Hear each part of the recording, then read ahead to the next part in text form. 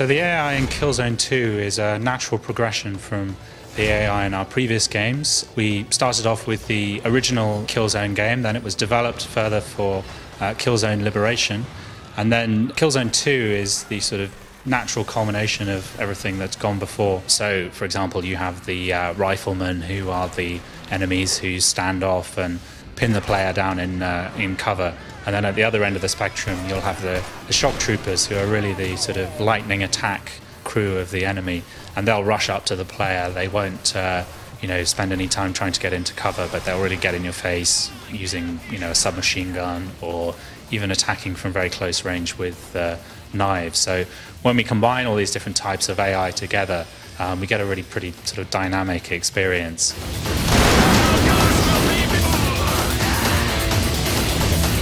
What we've really tried to achieve is something, a situation where each time you play through each encounter in the game, if you play through it several times, you won't really see the same things happening twice. So there's a lot of sort of dynamism in the way that the AI can respond to the environment. Many parts of the environment are destructible, the cover is destructible, and so on. And we've developed an AI that can deal with all these sort of changing aspects. So something different happens each time, and in the way that they can use the environment, they can jump over railings, open doors, climb up and down ladders, and so on. But then there's new stuff that people won't have seen before, especially from if anything, from the player's perspective, with the lean and peak system that we've developed, and that's reflected in the way that enemies use cover and so on. So yeah, I'm hoping you should see some pretty cool new stuff.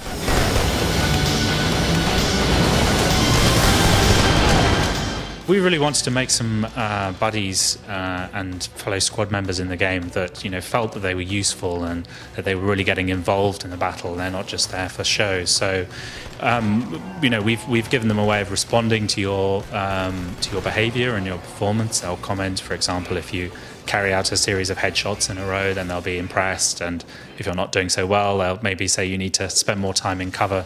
And so it's all in all, it feels like these guys are not there, as you say, you're not babysitting them. They're going to be, holding their own and quite often save your skin.